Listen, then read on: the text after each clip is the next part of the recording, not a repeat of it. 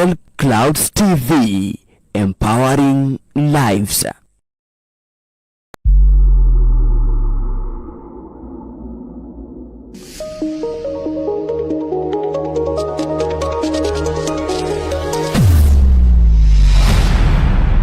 Bethel Clouds TV, empowering lives.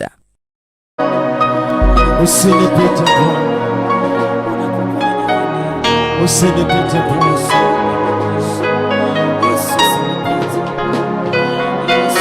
usinipite Bwana, usinipite Bwana,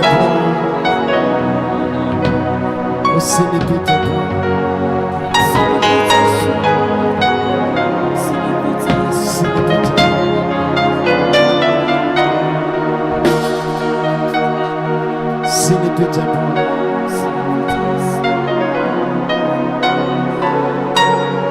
Usinipite Bwana, usinipite Bwana.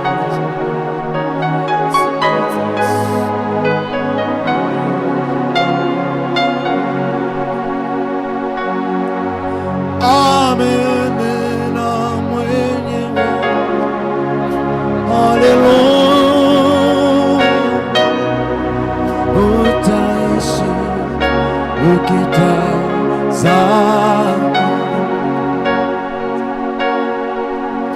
Amenena mwenyewe, haleluya,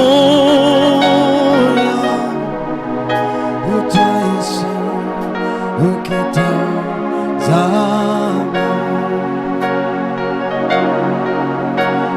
Amenena mwenyewe, haleluya, utaishi ukitazama.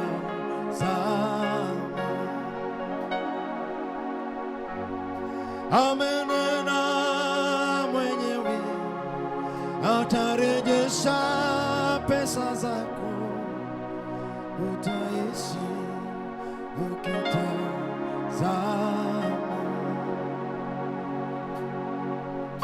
Amenena mwenyewe, atakuponya magonjwa.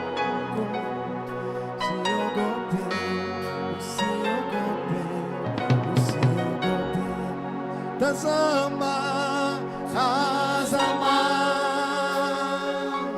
ishi sasa.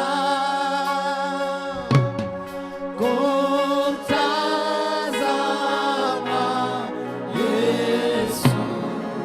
Amenena mwenyewe,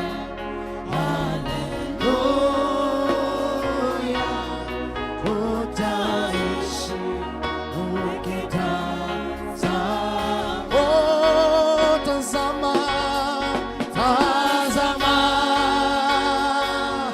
ishi sasa.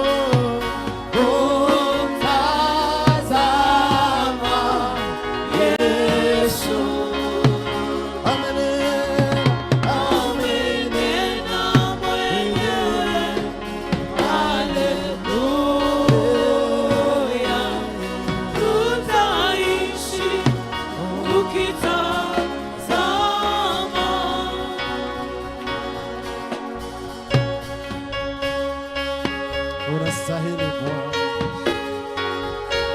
unastahili Bwana.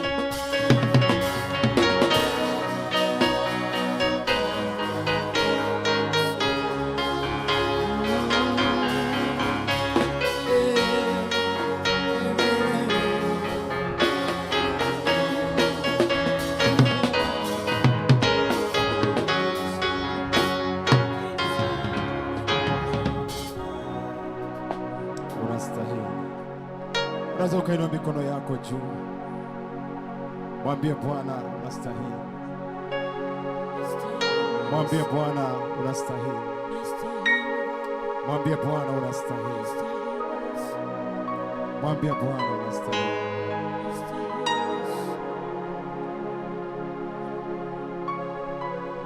Mwambie Bwana unastahili.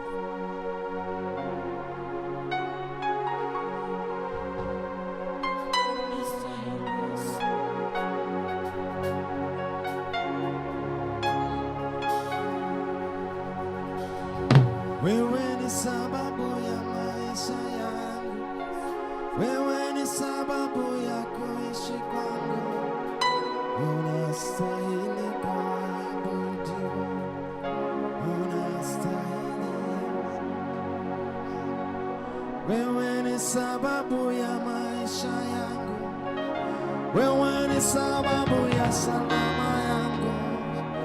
Unastahili kuabudiwa, unastahili Bwana wa mabwana, unastahili Baba, unastahili Yesu, unastahili kuabudiwa, unastahili. Nani kama wewe, unastahili kuabudiwa.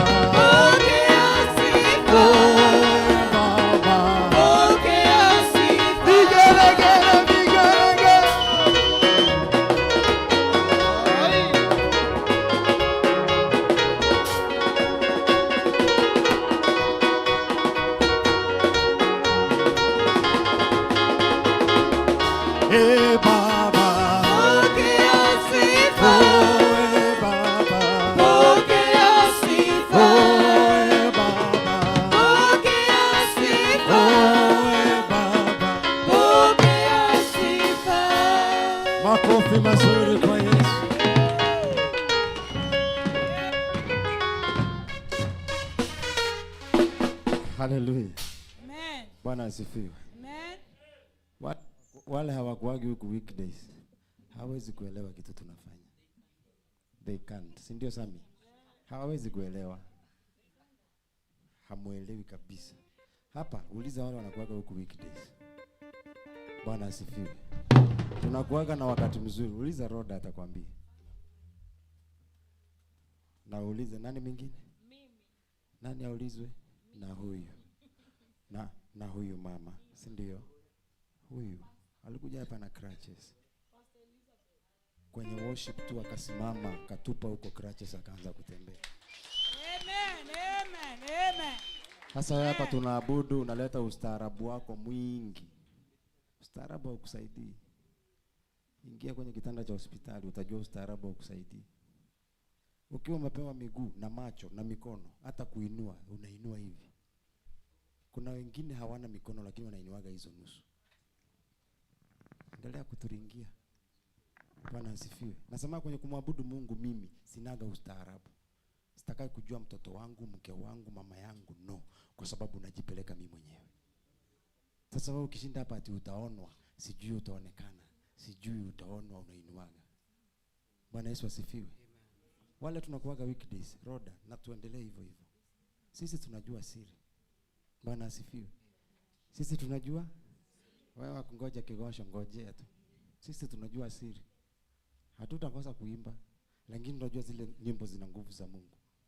We know them. Asifiwe. Salimia jirani yako mwambie karibu katika ibada. Haleluya. Bwana Yesu asifiwe.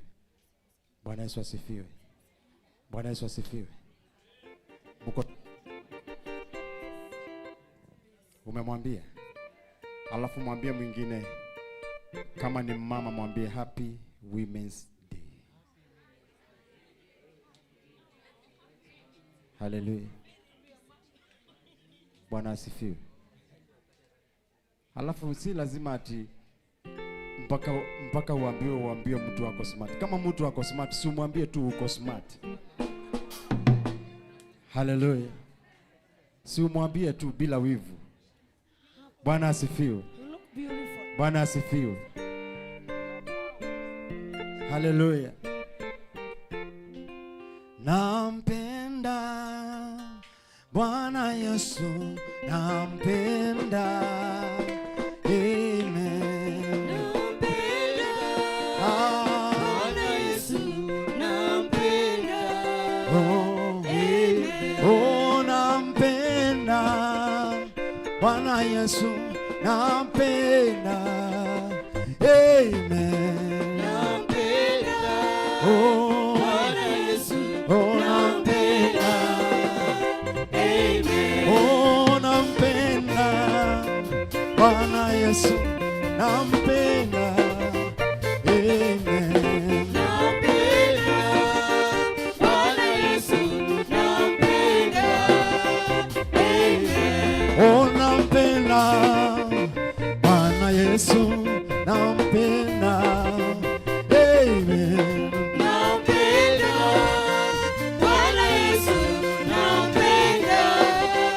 Amen. Oh, nampenda Bwana Yesu, nampenda. Amen. Nampenda Bwana Yesu, nampenda. Amen. Oh, nampenda, ameniokoa, nampenda. Amen. Nampenda Bwana Yesu, nampenda. Amen. Ameniokoa kwa damu yake, huyu Yesu asifiwe.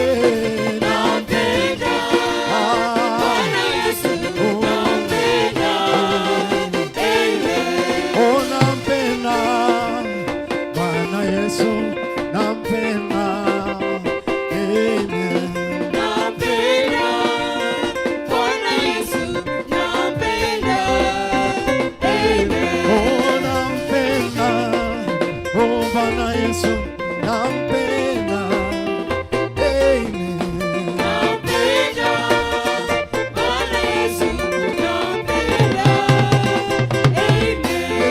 baraka, Yesu wa baraka, Yesu wa baraka,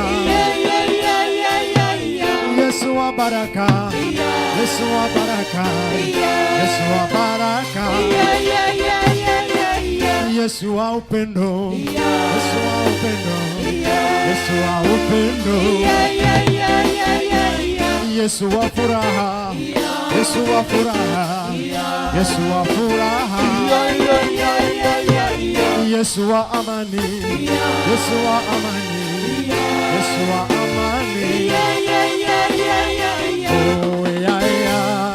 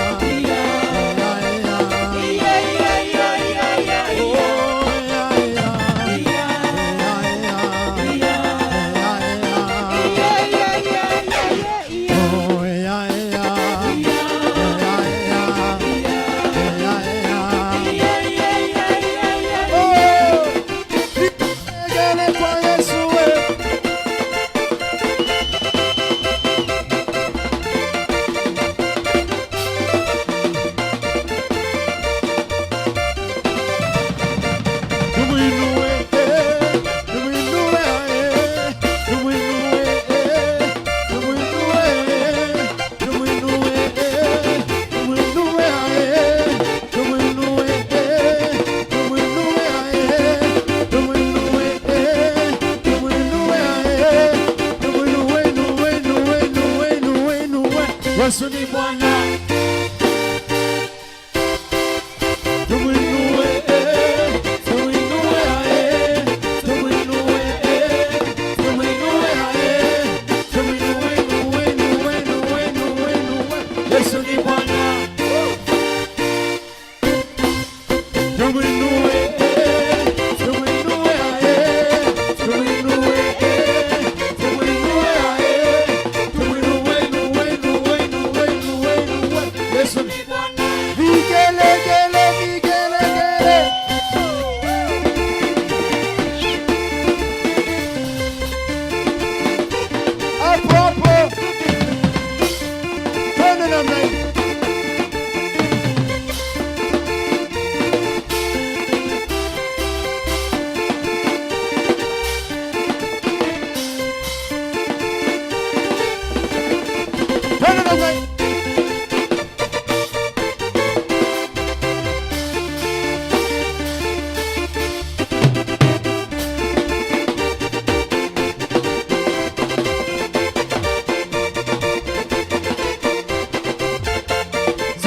Tunaimba sinye, hata leo tunaimba tena.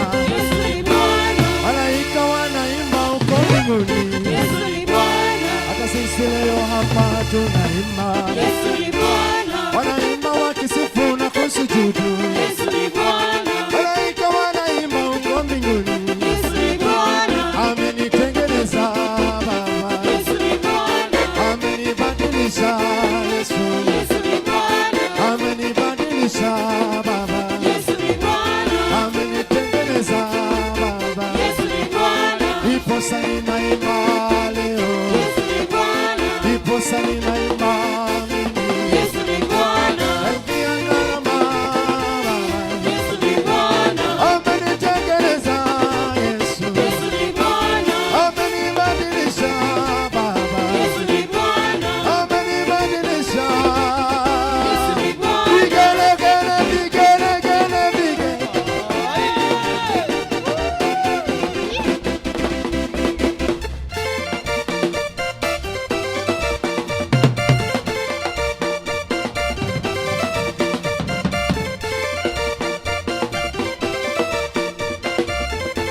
Yesu, Yesu, Yesu, Yesu, Yesu, Yesu, Yesu, Yesu wangu Yesu, Yesu, Yesu ameniokoa, Yesu, Yesu ni Yesu,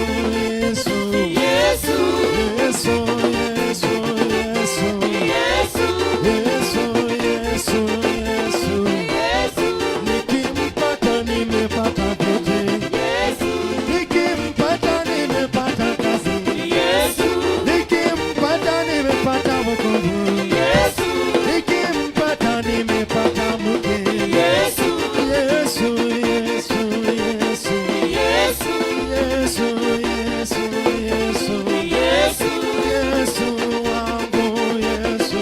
Yesu, Yesu, Yesu. Shangilia, shangilia, shangilia wewe.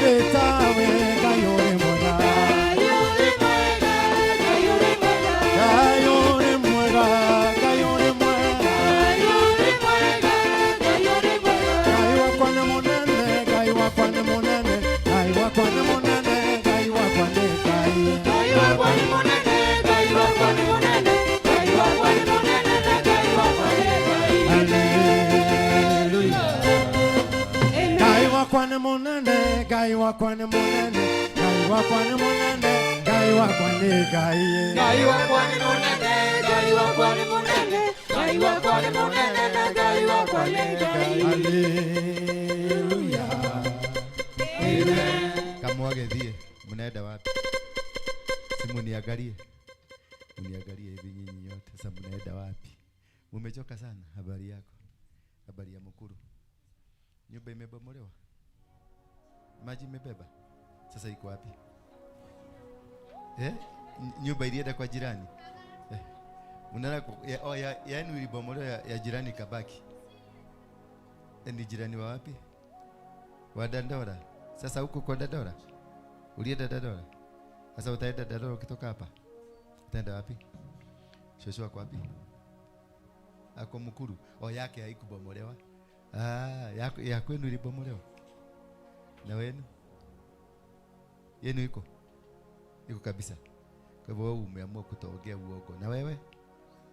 Iko sawa? Na wewe? Iko sawa? Haiko sawa? Imeenda wapi? Ilibebwa. Nyumba yote ikaenda wapi? Iko mto. Sasa mnakaa kwa mto. Na wewe? Edeni sasa mkahubiriwe alafu mtakuja. Si ndio? Mnambarikiwe. Thank you very much.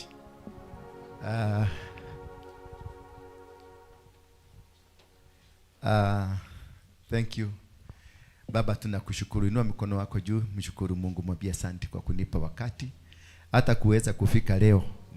Ni bahati tu, maana kuna wengi wameshindwa kabisa kukuja. Unasikia wengine nyumba zao zilibebwa, wengine hawajalala. Shukuru tu Mungu, mwambie asante. It was horrific, but you made it was possible for us to be here. In Jesus' mighty name.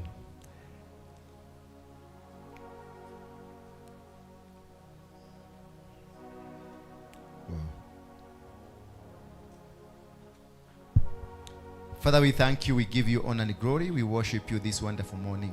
Asante kwa kutupatia wakati mwingine, Jumapili nyingine iliyo na upendo wako, iliyo na ujao wako, Jumapili iliyo na neema zako na baraka zako. Naomba msamaha wa dhambi zote ambazo tumezitenda kwa makusudio na dhambi ambazo zimetendwa bila makusudio. Na kuomba Baba ukatuongoze na ukanitumia kama chombo nikaweza kuzena na kuzungumza na watu wako jinsi mapenzi yako yalivyo. Na ni katika jina la Yesu Kristo naomba na kuamini. You may be seated. Asante sana. Gita ilienda wapi? Iko na shida. Na mama alienda wapi? Hata yako na shida. Asanteni sana, asante kwa ujio wenu. Mungu awabariki. Kwa wale ambao wamedhurika na mafuriko, wale ambao mmekuwa na challenge ya mafuriko na wako nyumbani, najua wanatutazama, Mungu awabariki na awapatie neema, kibali, na tutasaidiana mahali tutaweza. Ningetaka tuwe na takwimu ya wale nyumba zao zimebebwa, wale hawana mahali pa kulala, tuone ni jinsi gani tunaweza kuwa msaada kwao. Bwana asifiwe sana. Ndio tuweze kuendeleza mapenzi yetu ya Mungu juu yao, because it was not their wish. Hata mimi karibu nibebo karibu kwa mto ya kwetu, karibu kabisa mpaka gari ilikuwa imeenda nikakibia kidogo haraka, lakini nilinusurika mahali kidogo. Wale walikuwa nyuma yangu, gari yao ilikuwa ya white, imepatikana leo ikiwa ya black. Na hawana nyama, sijui ni nini ilikula nyama, wamewachwa wako mifupa tu, na wamepatikana huko kwa Wakamba. Imagine kutoka Rugai unaenda kupatikana kwa Wakamba, na wewe si Mkamba. Si unaona hiyo ni ngumu? So watu wamethurika. It has been a disaster, not only here, hata Uganda niliona ni kumoto, hata Tanzania. But niliwaambia last time tulikuwa na nyinyi hapa, nikaambia tarehe 6 na 7 kuna maneno itakuwa, Mungu atakuwa akiosha hichi. Niliwaambia date ya tarehe ngapi? 1 ya mwaka mpya, that is March 1. Nikamwambia tarehe 6 na 7 God will be speaking, na tarehe 13 God will be also speaking Haleluya. Kuna vitu vinaambatanika mpaka tarehe 20 mwisho wa mwezi wa 3. Mungu atakuwa kinena on a daily basis. Kitu mpya inakuweka baridi, ingine inatokelezea. Kwa hivyo be ready, maana it is a huge tribulation. Itakuwa mingi lakini tutashinda. Sema tutashinda. Sema tutashinda. Naona hapa kumeandikwa Happy Women's Day, si ndio? Si ujisalimie, si ujiambie Happy Women's Day. Kama wewe ni mama, angalia sasa huyu na angalia watu wengine kama hawa. Sasa ananielezea ati naanza kusema Happy Women. Wewe ni mama. Sema Happy Women's Day. Hata kama wewe si mama, wewe ni mwanaume, si kuna mama nyumbani na haka una bibi, una mama yako. Sema Happy Women's Day. Hata kama wewe ni mwanaume, sema Happy Women's Day. Because this is all over. Hallelujah. Yes, it is all over. Uko na mama, uko na shosho, uko na msichana, uko na bibi. You can't miss one of those. Unaweza kuwa hauna shosho lakini uko na nini? Umezaa mtoto msichana, kama haujazaa uko na bibi, kama uko na sister. Hata kama sister yako ni wale wabaya. Mimi nakuwa na masista wabaya, kabisa wabaya. Siku moja wabaya, masista wabaya kabisa. Lakini bado Happy Women's Day. Mwemoshie Happy Women's Day. Kwa sababu ni wababa, ni wamama. Ama si wamama? Ni wamama. Asante sana. Pia ningetaka ku recognize in a special way Pastor Monica akiwa Lodwa. Ni kanisa ya Lodwa, ni mama. Na ako na tusichana, si ndio? Tumpigie ni makofi tu Pastor Monica. Tumkumbuke pia Pastor Mary ako Eldoret, kanisa yetu ya Eldoret. Ametuokosea vizuri. Tuko na Apostle Kashara ako hapa Thika. Tuko na mwingine ako anaitwa Anna ni wa German. Ni wa German huyo Berlin. Simumpigie makofi. Na pia tuko na Susan Clan pia ni wa German. Tuna Wageshi ako kule US. Tuna mwingine anaitwa Esther ako Jordan. Alikuwa ananiambia ni higo siahetoka. Yaani anaona mabomu zikipita zikienda hivi. Bana hiyo ndio route. Tuna Grace ako Sweden. Na tuko na Stacy ako Spain.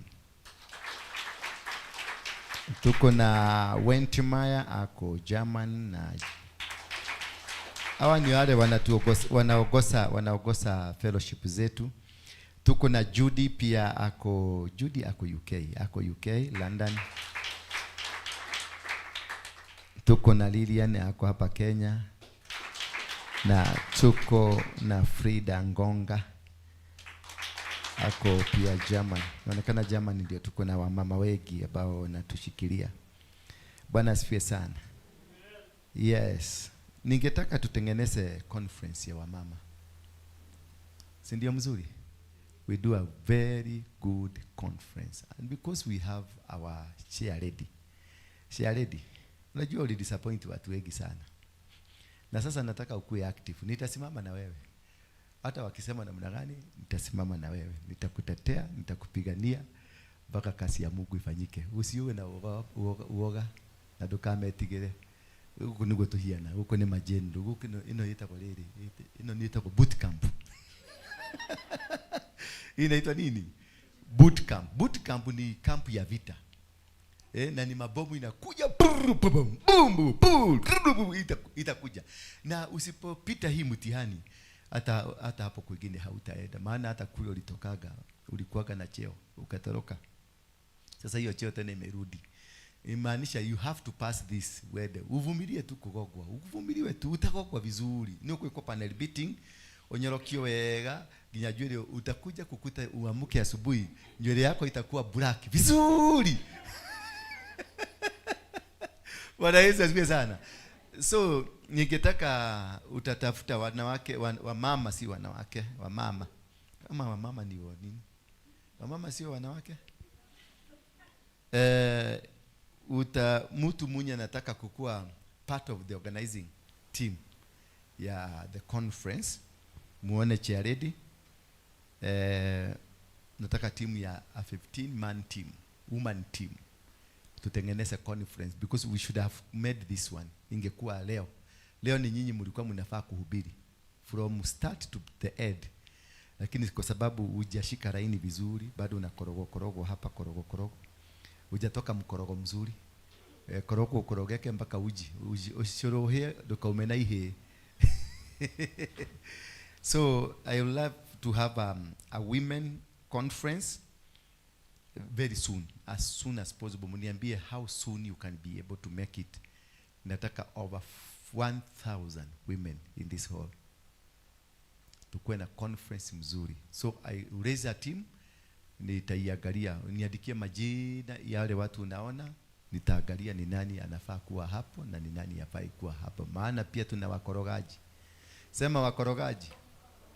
Tuko na wakorogaji na ni wazuri. Kanisa bila wakorogaji haiwezi kwenda mahali.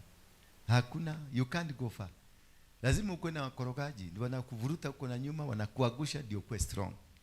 Kwa hivyo be patient with them, but also usiweke kila mtu usimweke ati ni mura hata kuna manyoka. Na manyoka ndio wengi sasa tu wanakujaga wanavaa nguo mzuri, wanavaanga kwanza ile antique, si antique. Ile linen mzuri. Bwana Yesu asifiwe sana. And they are very good, na wanakuaga na mdomo mzuri. Na wao ndio watakuja kukulima. Lakini sasa hiyo mambo ya vita hiyo ya kulimwa iliisha. Sasa tuko level ingine. Na Mungu alituambia tukiwa kwa mlima on 8th of 8th last year. Mungu alituambia anaenda kufanya lisafo kwa hii kanisa. Na si lisafo imefanyika. Na alisema anaenda kungoa watu. Si wameng'olewa, because God want a team. Anatafuta team wafanyikazi. We were not looking for members. God told me do not look for members. Members kuna kule wanaendaga. Nitafutie wafanyikazi. Nitawatrain ndio waende wakafanya. Nitawatuma Germany. Ndio maana umeona nimetajataja majina ya USA, Canada, Germany, hata Veronica Waitito ako Canada. Wote hao ni watu wamesetiwa na Mungu huko. Kuna kikundi tutatuma hapa kiende Canada, kuna kikundi tutatuma kiende Germany. Wangapi wangetaka kutumwa? Wangapi wangetaka kutumwa? Hiyo mkono inaendaga juu. Wamama wangapi kama ni mama na ungetaka kutumwa, inua mkono wako juu. Hallelujah. Nimeogotomwa. Sasa ni tutawatuma. But before that you have to go through the training. Hata daktari hapa anaenda ni California mani wapi? Pennsylvania. She's preparing a team to go with it to Pennsylvania to go and preach the gospel there. Hata yule administrator alikuwa eta wate Olive alikuwa administrator, alikuwa nini? PA wangu alikuwa PA. Ako where is Oliver? Michigan. Yeah, he's in Michigan waiting for a team to go. Ameanzisha huduma huko. Bwana Yesu asifiwe sana. We are good, we are well represented all over the world. Well represented. Vizuri sana. So God is looking for workers. Aliniambia nisitafute members kwanza. Nitafuta nani? Workers. That is why ile grupu mingi ile ilikuwa hapa mingi walikuwa members. Ndio walikuja wakakuwa settled, wakakaa vizuri, wakaanza kukula na kukunywa, wakakaa vizuri na makeiganira. Mungu akawaambia tokeni. Wote, sio sisi tuliwafukuza. Msione tarehe kuiga tatoigatia. Mimi sikufukuza mtu. Ni wakati wake na aliulizwa maswali, kitabu kikatolewa, na kuna vitabu na kuna kitabu. Sasa vitabu vilitolewa na kitabu kikatolewa. Kaangaliwa, kaonekana huyu ni member, huyu ni member. Members waliambiwa waende kwa kanisa za members. Hii ni camp. Sema camp. Uliza Roda atakwambia hii ni nini? Si ni camp. Boot camp. Yes. Si sasa si unaona venye umetulia vizuri? Kwa maana this is a camp where we are being trained and then dispatched for other forces. Bwana Yesu asifiwe sana. Unatumwa sasa, kuna wale sasa wanatumwa kama kule Amerika. Kijana yangu ananiambia anatumwa, anaenda kutumwa Iraq. Kijana yangu ni mwanajeshi. Anatumwa Iran kwenda kubumburusha hawa watu. Sasa ananiambia dadi niombe. Nikamwambia si wewe ndio ukatae. Akaniambia but I have signed. Nimeweka kidole, nimesign kwenda. Na huko sasa ni kwenda kupiga. Nikamuuliza is that your country? Akaniambia dadi I'm not a Kenyan. Unfortunately. Nikamwambia eda utashida vita. Maana this thing is biblical. It is very biblical. Iko kwa Biblia. Nitawasomea leo. Iko kwa Biblia. Hii vita, the whole of it, iko ndani ya Biblia rightfully. Na Kenya ni it is at the center of the war hiyo. They are fighting because of Kenya. Kama hamjui, they are fighting because of Kenya. Na lazima kwanza together kwa mlima ndio hiyo vita yaanze. Because the replacement inafanywa. Hallelujah. The replacement inafanywa. And it is being done ukiangalia na macho. A prophetic word that was released 2600 years ago. Umeukua Mungu amekuleta in the position to see it and you've been part of it. So ujipigie makofi, at least umekuwa part of it. Yes. Nilikwambia tutatawala dunia tukiwa wapi? Hapa tu, hapa. Omakeinagia iromo, hapa tutatawala dunia na tunaitawala. Na tunasema na inafanyika, si ndio? That is the greatness of God, and that is how to see the love of God and what God has done. We also have professor nilikuwa nimemwona hapa. Alienda wapi? Professor. Eko. Niki kalile. Ya dogo kinyaga getege getire na moto na kiu. Therefore na tuko na daktari pia hapa. Unajua hapa tuko na maprofesa, tuko na madaktari. Simupatie daktari asalimie watu. Do you hear? Unasikia Kiswahili? Kiswahili? You've started? Yes. She started. I am mrembo. Habari yako? Sijakuona for quite a long time. Na unarugerado? Thank you. Just Jambo sana. I greet you in the name of the Lord. Good morning, good afternoon. I'm glad, thank you, Dad, to give you the opportunity to yes. So I just wanted to greet you. I'm here with you, and God willing, I'll be going, as Papa said. Yes, when are you going? Home. What did your son say? He's American citizen. Yes. So You're also American citizen? You're going to fight for your nation? yes, sir. Okay, thank you. Go and fight for your nation. I can see my friend pale, my friend. Huyo mama ni rafiki yangu. Mami, ni wewe nazungumzia. Wewe. Kwani si wewe? Wewe. Huyu wa Tanzania. Si unaona kuja salimia watu hapa. She's my long time friend. Sema long time friend. Yeah. Kutoka ni Arusha ama ni kule kwingine? Kilimanjaro. Wewe ni Mumeru, ni Mumasai ama ni Mchaga? Ni Mchaga, lakini Wachaga wa pale Kilimanjaro ni wa Meru. Yes, of course. Si ndio? Ndio. Si uko kwenye Meru, ni wilaya ya Meru ama ni mkoa wa Meru? Meru iko Arusha. Meru iko Arusha. Ndio. Mkoa wa Arusha. Yes. Na wilaya? Na wilaya Rumeru. Wilaya ndio? Rumeru. Wacha kunibadilishia. Wewe ni Mumeru. Bwana Yesu asifiwe. Bwana Yesu asifiwe sana. Mimi kwa majina naitwa Mary Limo na nimeokoka na mpenda Yesu, ni Bwana na Mwokozi wa maisha yangu. Nina furaha sana kuwa katika nyumba ya Bwana siku ya leo. Nimebarikiwa sana. Na tuzidi kumwamini Bwana na kumtumainia na tuko mahali salama. Asante. Keti hapa. Njoo keti hapa. Bagi yako iko wapi? Asha, mletee bagi yake. Haraka. Na apatiwe heshima yake. Na akaage hapo, si ndio? Akaage hapo kabla tujakumhamisha tukupeleke kwingine. Asante. Thank you. Nimeona Susan yako. Uka Susan yoga. Susan. Kuja. Nirahota uka. Tutembee tu pole. Pole. Huyu mwingine alienda wapi? Uliwacha mama wapi? Amelemewa kabisa. Nani alimupatia? Unawezaje kujipatia leave? Wewe ndio ulimupatia leave? Na wewe hujaenda leave? Bado. Unasikiaje? Kuchoka. Umesikia kuchoka? Ni mlima? Wanakuambiaje? Wachawi na waganga wanasemaje? Vile tu walikuwa wanasema tu. Vile tu alikuwa anasema. Oye pole. No ndukire muno gumuno. Ona ndinogete uguo. No haria ni mwiri urangia but ndiagire ni uko ndi munogu. Badwere thiini wa mwiri umwe ri. It is uncomfortable. Yeah. Yenda makuonere maugire no agia ihu.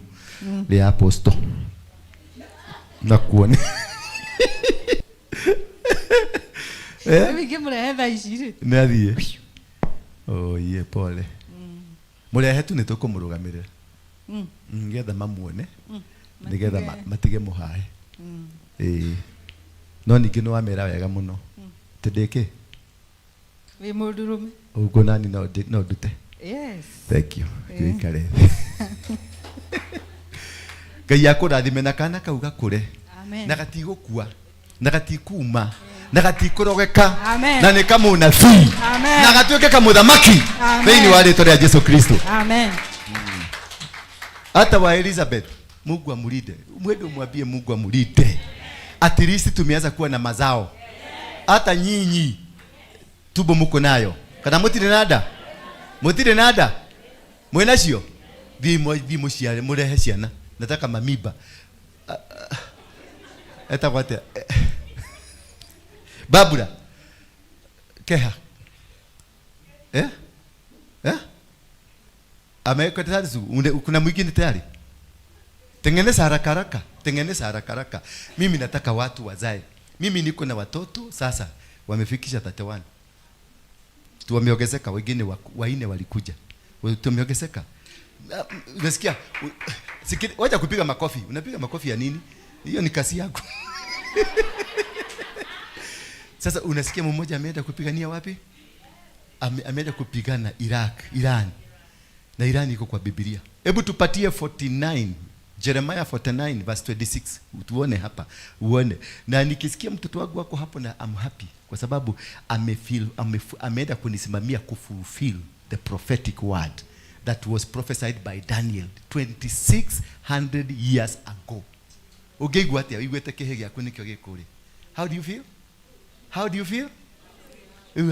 No kiwaru no gitui na igwa ndiraruta product cirarugamirira na kure.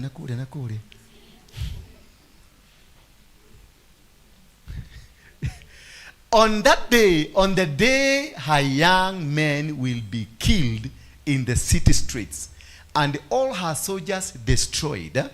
Verse 27. 27 please quickly. I will set the walls of Damascus on fire and will burn down King Ben-Hadad palaces. I, the Lord Almighty, have spoken. 27, 28. This is what the Lord said about tribe of Kedar. That is watu wa Iran. The districts controlled by Hazar, which were conquered by King Nebuchadnezzar, who is in Iraq, of Babylon. Attack the people of Kedar and destroy that tribe of eastern people, that is eastern of Kedar, eastern of Iraq. 29. Says their tents and their flocks, their tent curtains and everything in their tent. Take their camels and tell the people terror is all around you. 30. People of Hazar, I the Lord warn you to run far away and hide. King Nebuchadnezzar of Babylon has plotted against you, and this is what he says. That one, come on, we will attack those people that feel safe and secure. Their city has no gates or locks and is completely unprotected. 32, take their camels and all their livestock. I'll scatter in every direction those people who cut their hair short, and I'll bring disaster on them from every side. Their disaster will come from every side.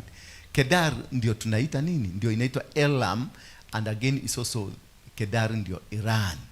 Bwana Yesu asifiwe sana. It changed its name to Iran 1938. They changed to Iran. So these people, they were prophesied they will be attacked from all quarter, kutoka kona zote. Lakini what will happen? 33. It's not part of my preaching. Hazar will be made a desert forever, a place where only jackals live. No one will ever live there again. I, the Lord, has spoken. 34. Soon after Zedekiah became king of Judah, the Lord Almighty spoke to me about the country Elam. Elam ndio Iran. Ilikuwa inaitwa Elam, ikabadilishwa ikaitwa nini? Iran.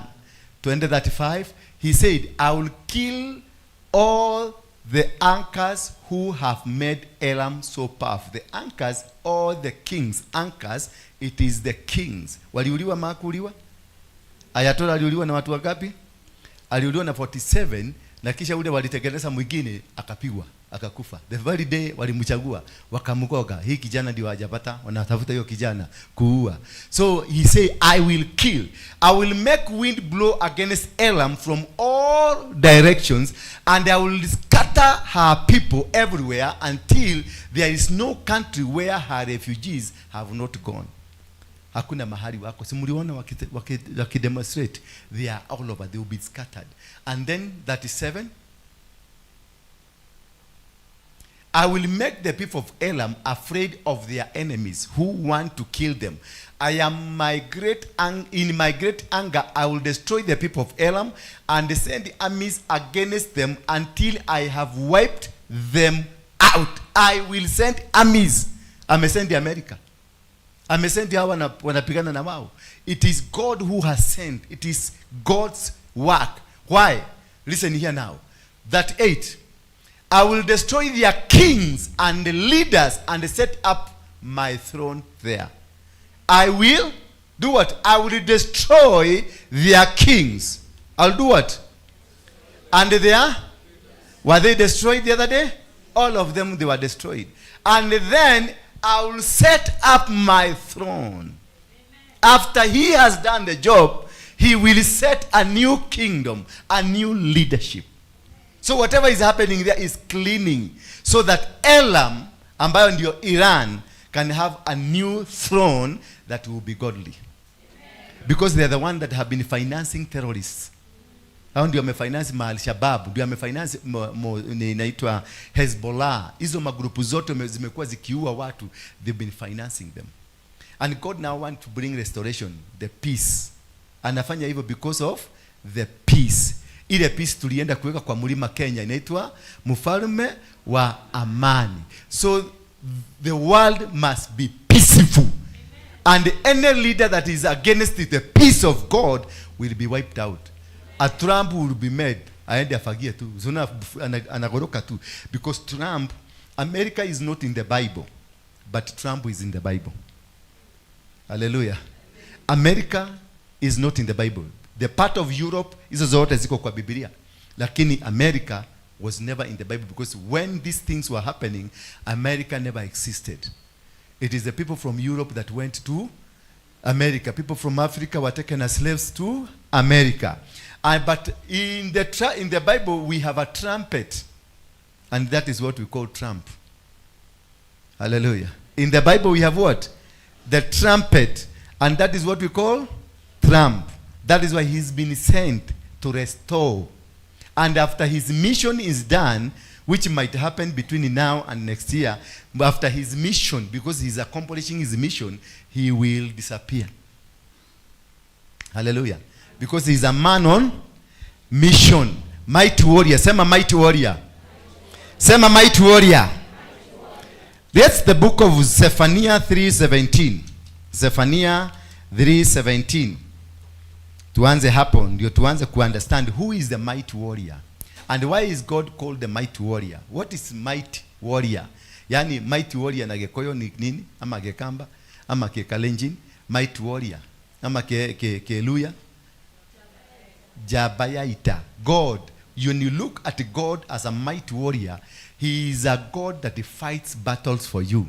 is a God that will defeat your enemies, is a God that will conquer the unconquered, a God that will get and do the fight. Look at now how it is happening in Iran.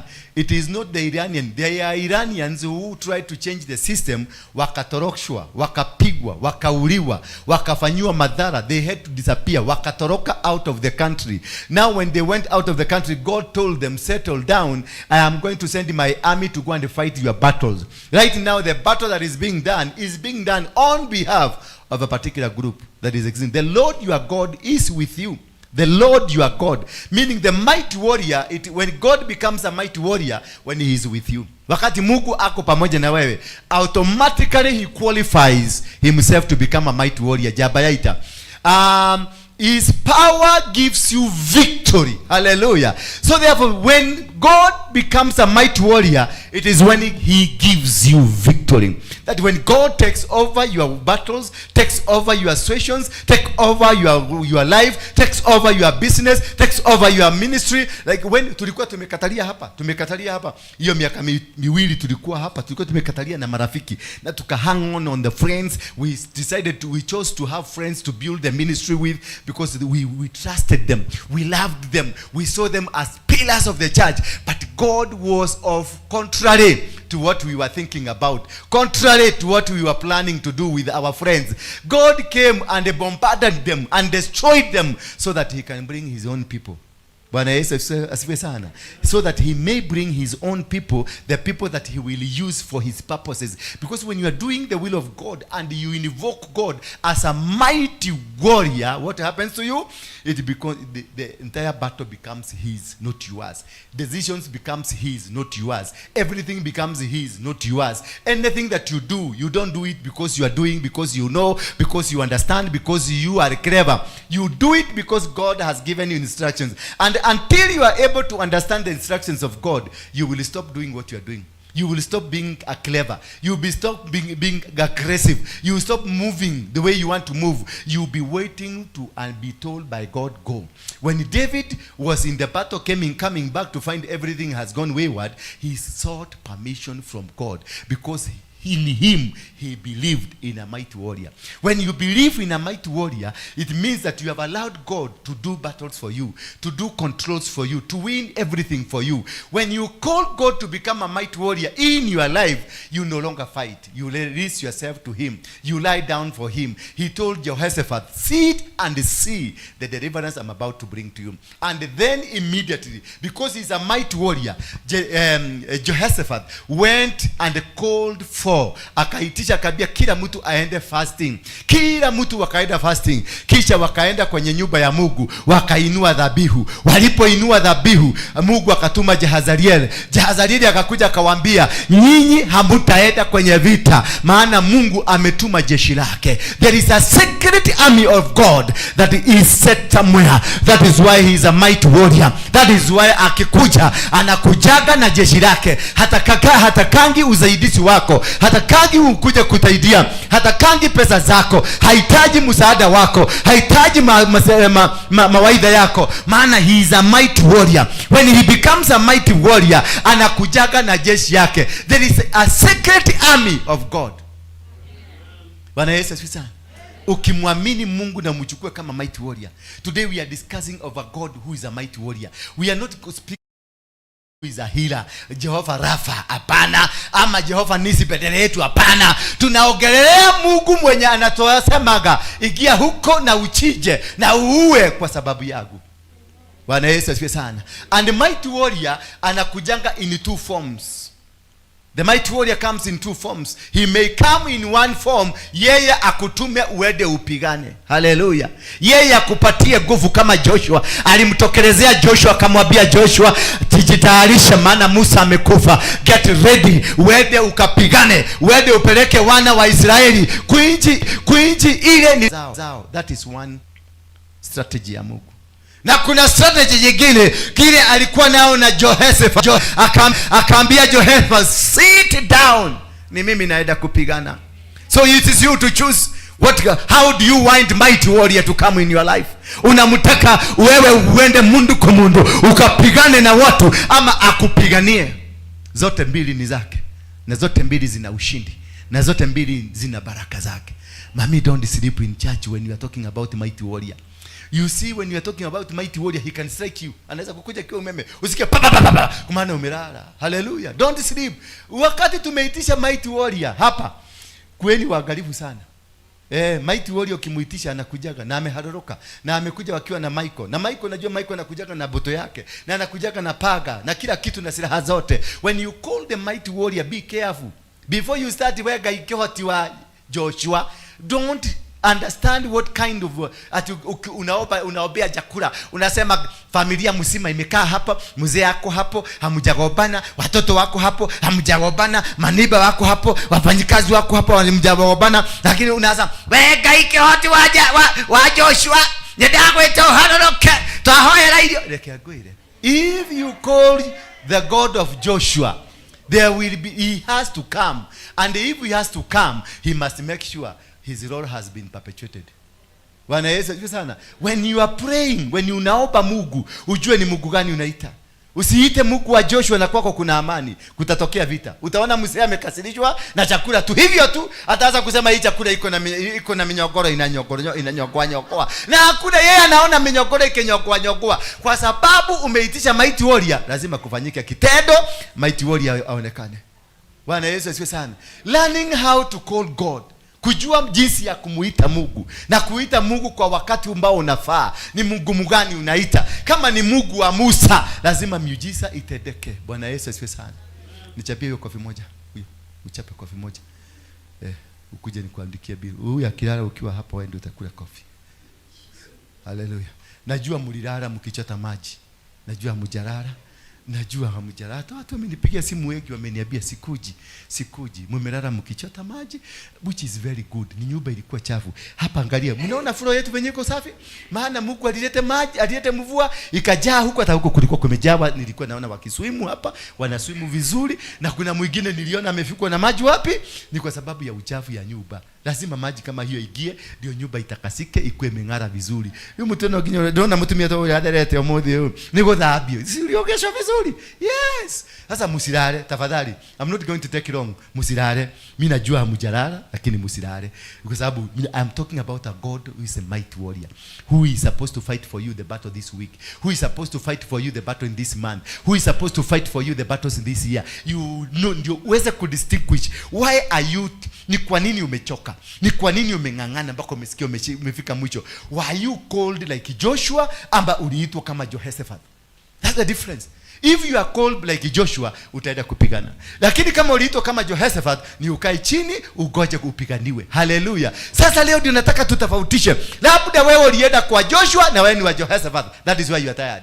Maana ulienda kwa vile kupigana na uruhusiwi kupigana. Ulienda kwa vile kupigana hauna silaha. Maana Jehoshaphat waliambiwa wasichukue silaha, waliambiwa wasichukue bunduki, waliambiwa wasifanye chochote, watengeneza praise and worship. Waende wakisema the Lord is great power. Walienda wakiimba. Hakuna kitu kingine walifanywa. Ile kazi kubwa walifanya ni kwenda kuokota magolodi na masilver na mapesa, wakakuwa matajiri.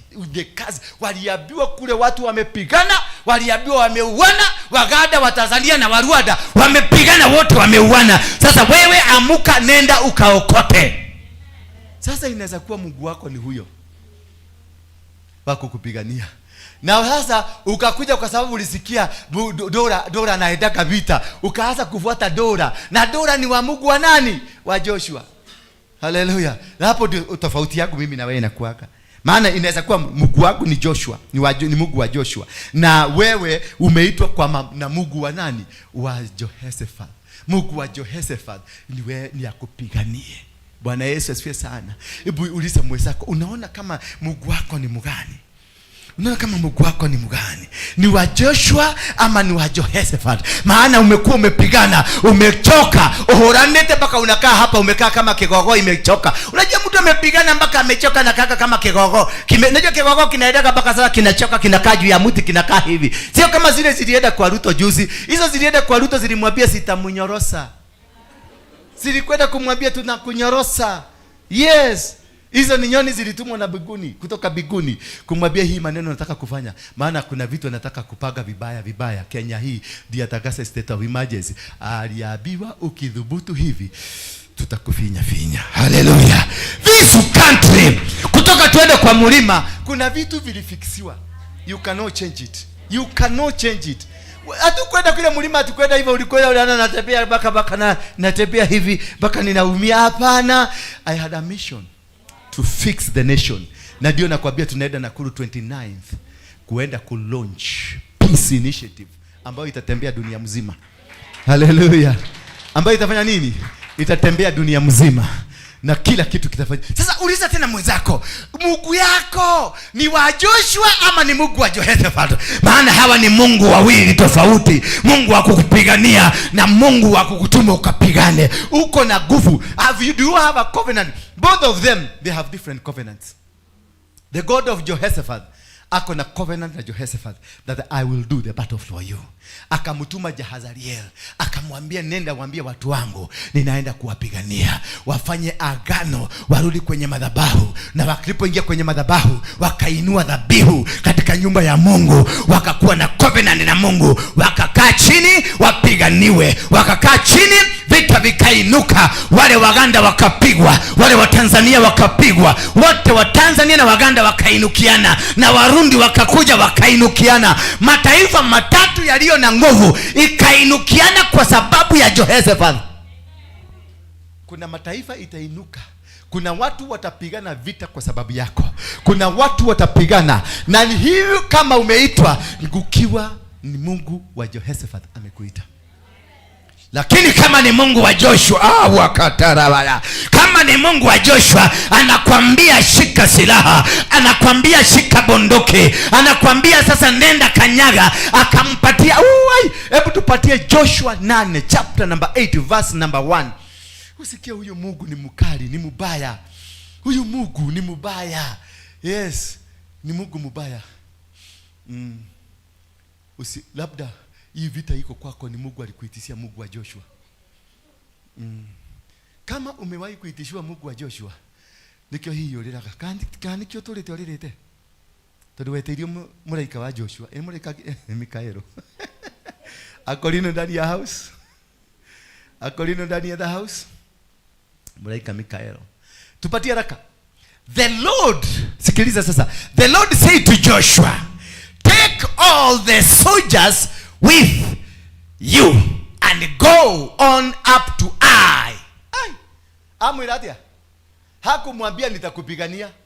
Amemwambia chukua jeshi. Hallelujah. Amemwambia chukua jeshi, majeshi, timu, kombora, watu wa kupigana, watu wanaojua kupigana. Chagua kikosi kiende kikapigane, maana niko na wewe. Don't be afraid. Alimwambia usiogope. Na imagine leo ndura amepatiwa usiogope, kwenda kanyaga, kwenda haribu, kwenda destroy. Na hiyo ndio Mungu aliniambia. Nilipokuwa kwa mlima nikamuuliza, sasa Mungu umesema unaenda kufanya risafu kwa kanisa, sasa kutakuwaje? Akaniambia, simama venye nimekuambia na usiogope. I am removing all of them, nitakuletea watu wengine. Sasa imagine mimi ni pastor wa kawaida ambaye anategemea kataithi, ambaye anategemea sadaka, ambaye anafurahia kuona watu wamejaa huko. Sasa wale watu nilipata kwa list, Mungu alinionyesha wale watu nilipata kwa list ndio wananipatia kataithi, ndio wanatoa sadaka. Bwana Yesu asifiwe. Nikaenda kuinua mikono yangu niambie Mungu, ngoja kidogo tupige tuongee kidogo. Ni kwa sababu nilikuwa nataka kumbebeza. Si hata Musa alibebeleza Mungu. Lakini Mungu akakaa gumu. Mungu akaniambia, you choose me or choose yourself. That is my ministry, not your ministry. Kumbe Joshua alikuwa chombo cha Mungu. Joshua alikuwa chombo cha kutumika kwa sababu ya kazi ya Mungu. Wakati wewe ni chombo cha kutumika. Chombo cha nini? Cha kutumika. Hauna mawaidha unaweza kutoa, hauna kusema kwako, hauna usemi, hauna jambo lolote unaweza kusema. Ni ukae, uogoswe, uabiwe, nenda rudi, kaa chini, cheza, ruka namna hii. Akaambiwa, do not be afraid or discouraged, I will give you victory. Sasa unasikia mtu na Mungu anakuambia I will give you victory, na ni uraigwa jeshi ile ina hau mbele. Alafu to make the matter worse, sio hata jeshi, sio hata country, hapana. Sikiliza sasa hapa ingine, I will give you victory over the king of, yani I will give you victory over Ruto.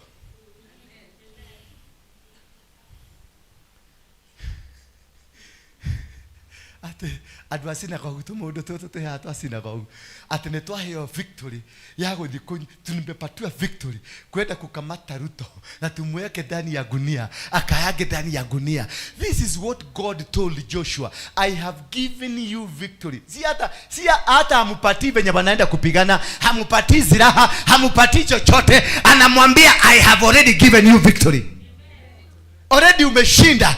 Kule unaenda amemwambia I do not be afraid or discouraged, I will give you victory over the king of his people. Mnanienda sasa. Hebu nielewe vizuri. Wacha hiyo kabila yako mingi. Wacha hiyo ya 2 term ama 1 term ama no term. Asa sikiliza, hapa hakuna no term, hapa hakuna 2 term, hapa hakuna 1 term. Hapa sasa I will give you victory over the king of his people, his city, his land will be yours. Siku amukuelewa chochote hapa. Amukuelewa. Hallelujah. That the king that has been ruling over your life, the king of poverty, the king of stagnation, the king of limitation, the king of rejection, the king of poverty, wote watapatiwanwa ndani ya mikono yako. Utawala wao utabomolewa, maisha yao itabomolewa. Waliopigana na wewe Mungu anaenda kupigana na wao. Waliokutesa Mungu anaenda atakupatia nguvu, utawatesa. Alimwambia, wacha turudie tu ndio munielewe. Siku hizi amunielewagi. I think nimekuwa so deep for you. Nitawapeleka kwa James Maina Ng'ang'a, mutolewe mapepo kwanza. Ama nimulete hapa? Mutalia na mwede? Mutalia na mwede? Alalia na mwede? Mko wangapi? Tuko 10. Ni nani? Ni shosho yake. Nitakuwa nimekaa pale nikisiku. Hata nitalia.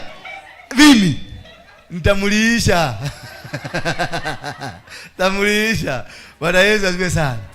In fact I need to invite this guy. Si ndio? Tutengeneze Saturday moja conference. Tumuite tu ni baba yetu.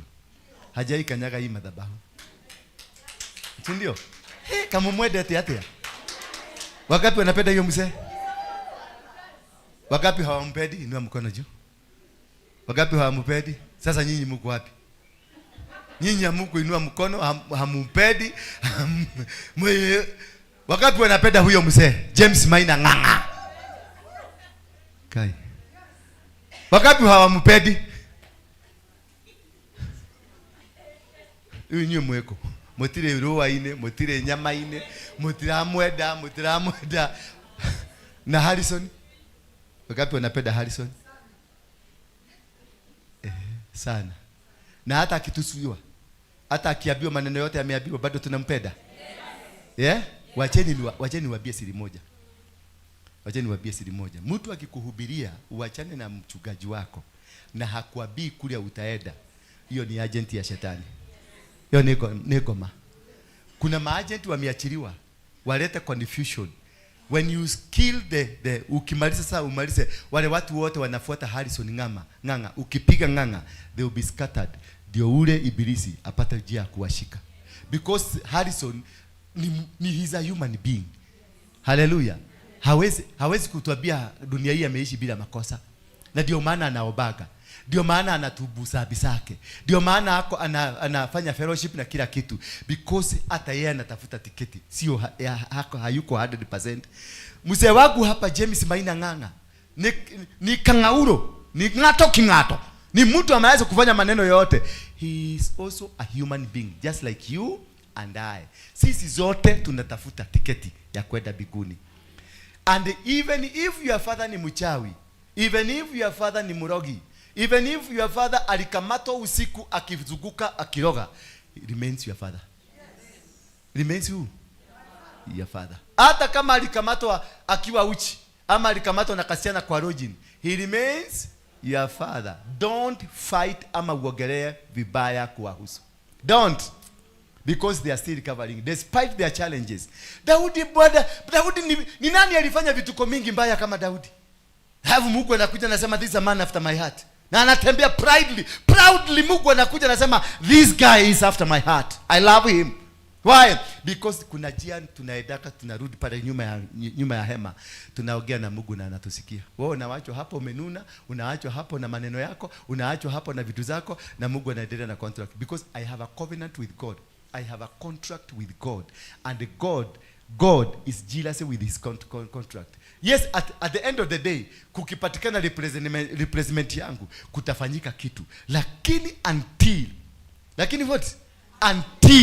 Until God is done with you, don't touch those people. Wachana na wao. Kama ni msharati na hajafanya na usharati na wewe, wachana na yeye. Na hata kama mlifanya kitu na wewe, ni wewe na Mungu na yeye na Mungu wake. Leave them alone. Leave them alone. Hata abiwa maneno mingi aje, wachana naye. Kuna kitu Hezekia alikumbusha Mungu kitu kimoja. Hakukumbusha Mungu vitu mingi. Alikumbusha Mungu kitu kimoja. Mtoto yake anaitwa nani? Mtoto wa Hezekia? Manase alikuja akabadilisha system zote za Mungu Juda. Akabadilisha system zote, akalete ng'ombe, akalete mambusi, watu wakaanza kuabudu ng'ombe sanamu, mbusi sanamu, watu wakaanza akabadilisha chochote baba yake alikuwa amefanya. Akakuja wakati alifika mwisho, maunabii zikakuja akaignore. Alitumiwa jeshi kutoka Syria, wakakuja wakamkamata akiwa mfalme. Alishikwa akiwa nini? Mfalme. Akaenda akavugiwa sero akiwa nini? Mfalme. Na akafugwa akiwa nini? Mfalme. Akakaa ndani, akakumbuka kuna Mungu mbinguni, akarepent, akaomba Mungu for about 3 years or so. Aliomba Mungu, akaomba Mungu, akatubu dhambi zake, imagine wewe unaambiwa unaakisiwa tulilala na mwanamke. Ule alitengeneza sanamu, akabadilisha Mungu. Akabadilisha nini? Mungu, akaleta sanamu. Aliomba. He prayed for about 3 years akiwa ndani. Akiwa nini? Ndani. Akiwa jela Kamete. Akaomba. Mungu akamsikia akiwa mbinguni. Do you know what happened? Mungu akiwa jela. Akiwa nini? Akiwa nini? Akiwa jela, Mungu akamregeshea kiti chake. Akamrudisha. Kumbe Mungu alisababisha hakuna mtu alikalia hiyo kiti akiendelea kuomba. Mungu kuna vitu vingine umenyaganywa lakini havitaenda, maana Mungu anajua unarudi nyuma. Mungu anajua unakuja kutubu. Huyo jamaa alitobu, akatobu. Kwa hivyo kupigana na mtu hapa, kuna mtu anajua kutubu. Kama huyu mzee huyu unaonanga anavaa gunia. Nyinyi watu masumati hamwezi kuvaa gunia. Anaenda kulala kwa kichaka huko akililia Mungu.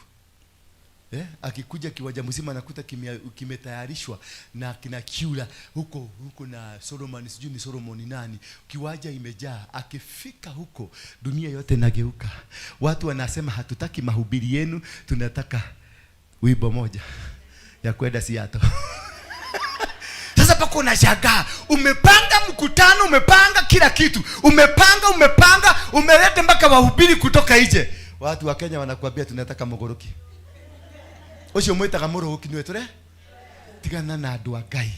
Bwana Yesu asifiwe sana. Wachaneni na watu wa Mungu. Wewe hauna power ya kujiulisia. Hauna. Wewe kama Mungu alikuita kwa James Maina Ng'ang'a kwenda kaa huko, yeye ndiye aliniombea wokovu. Yeye ndiye aliniombea wokovu. Hakuna mhubiri angekubali kuniombea. Akina Mwili walisikia naenda kuombea wakapotea. Gitoga alipotea. Yeye peke yake na wengine wakakuja. Na walipokuja wote walimpigia simu wakamwambia sasa jitayarishe kukufa. Bwana Yesu asifiwe sana. Lakini alikaa wakiwa na Wafula, wakiwa na Pastor Chai. Wangapi najua Pastor Chai? Unamjua Pastor Chai? Ako na kura mako wapi? Eldoret. Tutamtafuta. Huyu alinilea. Na Wafula siku hiyo ndiye alikuwa ametoka watchman. Alikuwa ka watchman. Wafula alikuwa watchman. Ndiye alikuwa ametoka watchman. Akatumwa hapa Nairobi. Sasa wewe ndiye alikuwa kanisa kalikuwa pale Bavesh. Kalikuwa kanisa kadogo hivi tu hapa kadogo hapa kama hivi. Ndio sasa nikatoka hapo siku hiyo nikauliza Ng'ang'a, nikamuuliza unaweza taka kiwanja? Maana mimi ndio nilikuwa na viwanja za Nairobi zote. Unaweza taka kiwanja kujenga kanisa? Akaniambia ndio. Nikamwambia tuende nikakuonyesha pale amejenga. Nikamwambia simama hapo. Nikaona amendia gari, kaona ni mapepo. Kaona huyu jamaa sijatoa mapepo mzuri. Nikamwambia simama hapo. Na mtu mwingine alikuwa anaitwa amesahaulika. Kongo nikamwambia simama Kongo pale. Na mama mwingine alikuwa mnono Asha kutoka Mombasa. Naye akasema, nikamwambia jegeni hapo, hiyo kiwanja ni yangu. Akasema hapana. Siwezi. Tukashikana na huyu anaitwa Masi. Alikuwa anafanya kazi. Simama tu Masi wakuone. Huyu tukashikana na yeye, nikabia Masi twakire muthuri huyo. Huyu akaenda Kajo, alikuwa wa Kajo. Akaenda akachukua barua ya kujenga. Na mimi nikaenda nikanunua chuma tukajenga. Asante. Tukajenga nyumba hapo. Hiyo mabati iko hapo. Ikasimama. Ile mafi yote ilikuwa hapo, tukafagia yote mafi ya machokora. Tukajenga hiyo nyumba imesimama hapo. Ni sisi tulijenga na huyu mama. Bwana Yesu nikimuta ndio mnaonanga hamwezi kunitisha. Hawezi kunitisha. Maana nimeinulia Mungu madhabahu. Bwana Yesu asifiwe sana. Kutoka hapo baadaye tukakaa tukafurushana, unajua mimi bado yule ni mang'aa na mimi ni mang'aa. Tukainukiana. Akaniambia sasa nikae chini, nikamwambia sikae chini. Akaniambia nitakutoa mapepo, nikamwambia hata nitakutoa mapepo. Tukaletana juu. Tukatoka huko, nikarudi kwa wizi kidogo, alafu nikaenda tukafungua kanisa. Hapo tulienda tu na huyu tukafungua kanisa hapo Belcanto. Tukiwa na Hezekia Uchuka. Na tukavuma vizuri sana. Tena tukawachana. Tulikuwa na kamunabii kingine kalikuwa kametoka Nakuru. Nikatoa ile kamunabii kau. Ako ama alikufa? Bibi yake ndiye alikufa. Kuna mtu mmoja wake alikufa. Tukaenda akaanza naye akaanza sarakasi. Kaona hapana. Unajua mtu kama ni mang'aa. Tukatoka hapo ndio tukaenda nikakaa kidogo nikapatana na Don. Don sasa hiyo alikuwa na ubiri hapa kwa Muiro. Unajua kwa Muiro? Si kuhubiri, alikuwa praise and worship. Alikuwa mwimbaji huko. Sasa wakati walikuwa amekosana na Muiro, maana alipata kasichana, badala abie Muiro ashikanishe, alienda kwa Kiuna, kushikanishiwa kwa Kiuna.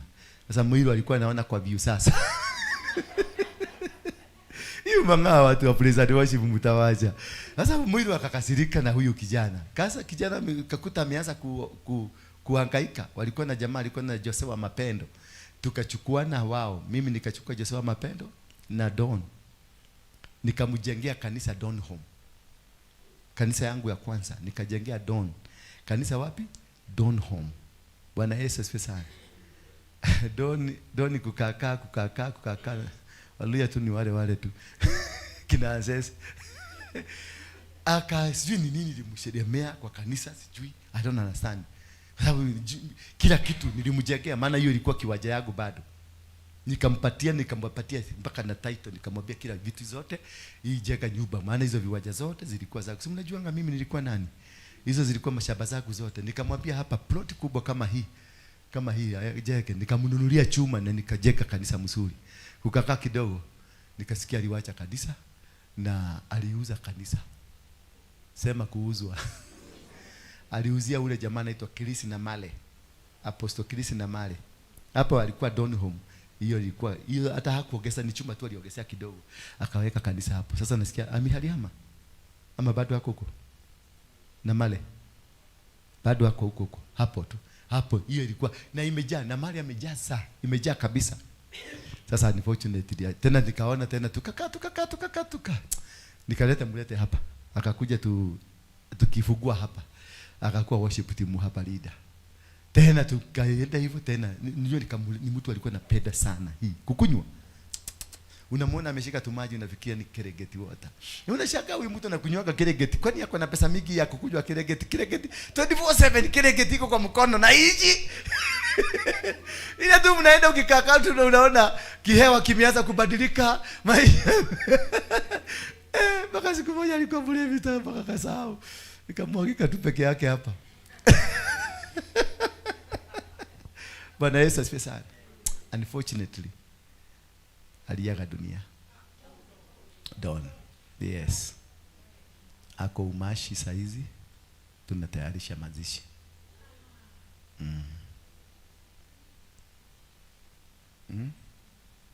Yes. Don.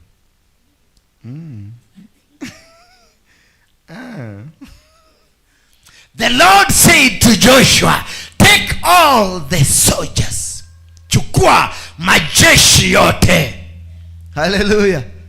With you and go on up to Ai. Alimwambia sasa wewe utatangulia, utashika jeshi, utaanza kupanda uende mpaka mji unaitwa Ai. Utapofika Ai, nimekupatia kiongozi, Ruto wa Ai, Samia wa Ai, Museveni wa Ai. Nitakupatia mkononi mwake hata mji wa Ai, the city, Kampala ama Nairobi ama Dar es Salaam nitakupatia pamoja na watu wake, adu wake. Sasa imagine kukamata president. Utakuwa umepita kiwango gani? Kukamata president. Utakuwa umepita GSU. Utakuwa umepita polisi ya boot. Utapita magoon. Utapita KDF. Utakuta ile inaitangwa special squad, ile ya kuchuka mudhamaki. Utaikuta. Umepenya hizo zote. Bwana anasema I will give you victory over the king of Ai. His people's city land will be yours. Watu wake. Hakuiraginya Kenyans. Kenyans watakuwa wako. Watakuinamia, watakusema yes sir. Hiyo ndio kiwango ya Mungu kutembea na wewe. When God is walking with you and when God has given you a responsibility to go on his behalf, you conquer things on his behalf. You don't conquer things because they are being conquered. You conquer, unavunja mataifa kwa niaba ya Mungu. Unashinda vita kwa niaba ya Mungu. Muulize mwenzako kama wewe ni ulizaliwa wa kufanya kazi kwa niaba. Kuna yule Mungu anafanyanga kazi kwa niaba na kuna yule anafanyanga kazi kwa niaba ya Mungu. Those are two different people. When the mighty warrior alikuja kwako namna gani? Who is he in you? How does he operate in you? How does he operate in your family? How does he operate in your business? Does he come personally? Does he send army? Bwana Yesu asifiwe sana. Verse 2. Verse 2. You are to do to Ai and its king what you did to Jericho and its king. Yani his role, he's being given instructions by God. Anapatiwa mamlaka, na hiyo mamlaka ndio nataka kuachilia siku hii ya leo. Mtu mmoja na apokee mamlaka ya kupigana vita za Mungu na kuvishinda. Mtu mmoja na apokee vita, apokee mamlaka, apokee kiwango cha kuweza kutumwa na Mungu. Na anapotumwa na Mungu, anapatiwa ufalme pale, anapatiwa watu wa huko, anapatiwa kila kitu. The city, ukiingia mahali city inatetemeka. Ukiingia mahali watu wanatetemeka. Ukifanya jambo watu wote wanatetemeka. Maana God has given you the power. Sio kwenda tunaenda kutetemeka, unaenda kukaa hivi, unaenda kukaa masiwa. Do you know one thing? And that is why I'm not scared of anything. Because he never gave the people of Israel to go and do the job. He gave Joshua alone. Hallelujah. He didn't give the people. He gave Joshua peke yake. Akamwambia wewe peke yako ndio uko na mamlaka ya kushinda. Uongoze watu wako, beba jeshi tu, ukifika huko utashinda. Beba jeshi tu, ukifika huko msiti ni yako, ardhi ni yako. Watu wa huko utawakamata, utawafinya. Watakaa kama venye nataka. Nataka niachilie neema hiyo kwa mtu mmoja. Neema ya Joshua na ishuke juu yako. Neema ya Joshua na ishuke juu ya watoto wako. Neema ya Joshua na ishuke kwenye biashara yako. Neema ya Joshua na ishuke kule unafanya kazi. Na ishuke sasa. Na upokee mamlaka na nguvu ya kuvunja na kushinda vita vyovyote bila kutishwa. Alimwambia nimekukabidhi mfalme ako mikononi mwako. Mfalme. Yani Ruto, imagine ukiambiwa how enjoyable will it be. Guy, dokena gera Ruto. Papa negera Ruto. How enjoyable will it be? Unaambia Kasongo kaa hapa chini na kanakaa. Na unaambia Faruku akuje, wewe Faruku kaa hapa chini na anakaa wakitetemeka, maana already God has released the power. Nataka nikwambie kutoka leo hautashindwa vita vyovyote vile, maana Mungu amekutangulia. Mungu amekamata mfalme wa huko, Mungu amekamata nchi yao, Mungu amekamata majeshi yao, Mungu amekamata wachawi na warogi waliokuwa wanakoroga, amewakamata. Waliokuwa wanakuonea amewakamata. Waliosema hautafaulu amewakamata. Midomo yao imezibwa, midomo yao imenyamazishwa, nguvu zao zimewekwa chini. Mfalme wao amekamatwa, ardhi yao imekamatwa, nchi yao imekamatwa. Usiwe na wasiwasi. The mighty warrior. Mwambie mwenzako na Kiingereza, the mighty warrior. Msisema mighty warrior. Wewe sema tena. Mighty warrior. The mighty warrior. The mighty warrior is with you. Bwana Yesu asifiwe sana. Bwana ni agosho. That is the victory that God is giving you. Siku ya leo amekubadilishia. Ulikuwa mnyonge, machoni mbele ya watu ulikuwa mnyonge. You are the weakest of the weakest. Wewe ulikuwa haujiwezi ama hauwezi kufaulu. Walijua hakuna mahali unaenda. Walijua wamekuweka chini. Walijua wamekushinda. Walikuwa na kuelewa wewe ni Joshua wa kukaa kwenye tenti, maana hauna kitu unaweza kufanya. I want to tell you tonight that the Joshua that was in the tent was being prepared. Jana yako na juzi yako, you are being prepared for the battle that is ahead of you. The battle that you are going to win even before testing the battle. Utashinda, maana Mungu already amekamata walio kusumbua, amekamata walio wachawi, amekamata walio kuendea, amekamata walio panga kukutesa. Akasema namna gani? You are to do. Yani ni kumwambia na ule kile Jericho. Ule turamekire aya maratugia guku. Ule turamekire noguo tukumeka. Ona kuge turathie noguo tukumeka. Ule turamahinyire tukawafinya. Hivyo ndivyo tunaendelea kufinya. Maana kama tulishinda Jericho, tukavunja ukuta wa Jericho, hata ukuta wa Ai unaenda kuanguka. Ukakamata mfalme wa Jericho, hata mfalme wa Ai unaenda kumkamata. Ukakamata biashara zao. Vile tulivyofanya Jericho, hivyo ndivyo tunaenda. Hivyo ndivyo If you have won battle 1, battle 2 is in your hand. Sikiliza. Ukisoma Joshua 1 chapter 1, anasema nimekupatia Jericho. Hakumwambia amempatia king. Lakini walipovunja ukuta, walikuta mpaka king anajikojolea. Sasa verse 8 inasema nimekupatia mfalme. Mwanzo anaanza, I have given you the king. You are to do to I, and it is king, what you did to Jericho, and it is king. But this time you may keep its goods, livestock, for yourself. Prepare to attack the city by surprise from the rear. Unakata yanda bara zekaya muzekanta. Sikiliza. Raundi hii Jericho hakuna kitu tulichukua. Sasa wale tutakamata, tutawapora. Wale tutakamata, wale wamekuwa kitusumbua, tutawapora, tutawasuhua. Tuko na barua, tuko na kibali cha kuwafinya na kuchukua vitu zao. Tatikumogwa. Hasha. Ila mwenzako tatikumogwa. Hatutoki hivyo. Tutawapora. Susan ni witu. Susan, ona magore amekuga. Tatikumogwa. Tutawapora. Tutachukua their livestock. Anasema but this time you may keep its goods. You may this time. Raudieno. Tamakani uratoga. Raudieno. Heka Subaru turaga tira hoya Kasubaru. Kasubaru negego kabai mwezi wa 6 utakuwa naye. Bwana asifiwe sana. Kuna watu mnaenda kubarikiwa. If you are a businessman or a businesswoman, hebu inua mikono yako juu. pokea chochote ulichoahidi Mungu unataka kukifanya. Receive it now. Receive it now. Receive it now. Na sio zitapokonywa watu. Kuna watu watanyang'anywa watenda upatiwe. Bwana Yesu asifiwe sana. Kuna watu biashara itafungwa kwa sababu yako. Ndio Mungu akubariki. Bwana Yesu asifiwe sana. Chochote waganga wa kwenu, maana waganga wa kwenu ni wabaya. Na wananiona wako hapa, nimeona wawili, wazee wawili. Mzee mmoja ni mkonde hivi, ako na nywele iko na mvi. Unamuona huyo mzee? Unamjua? Ni mkonde kidogo. Anavaanga koti inakaa rangi ya beige kama ile. Unamjua? Na sometimes anatembeanga na bokora hivi. Unamjua?